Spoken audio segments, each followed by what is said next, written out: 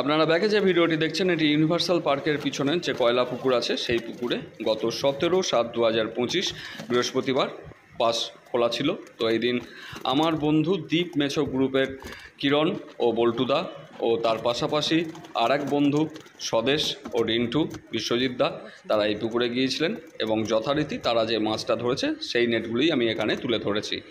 আর খবর যেটা পেয়েছি 12 জনের মতো শিকারী এই দিন পুকুরে এসেছিলেন। 5 নম্বর সিট বাদে বাকি সবাই টুকটাক বেশ ভালোই মাছ পেয়েছেন, তবে 5 নম্বর সিটও কিন্তু খাওয়ার মাছ পেয়েছে, এরকমই আমি খবর পেয়েছি। এই পুকুরের কন্ট্যাক্ট নাম্বার আমি স্ক্রিনে দিয়ে দিলাম। আপনাদের যদি ইচ্ছা থাকে আপনারা ফোন করে খোঁজ খবর নিয়ে তবেই কিন্তু নিজ দায়িত্বে যাবেন। আমার ভিডিও দেখছেন বলেই যে আপনাকে পুকুরে আসতে হবে এরকম কিন্তু কখনোই বলা হচ্ছে না, শুধুমাত্র আমি ভিডিও তুলে ধরেছি।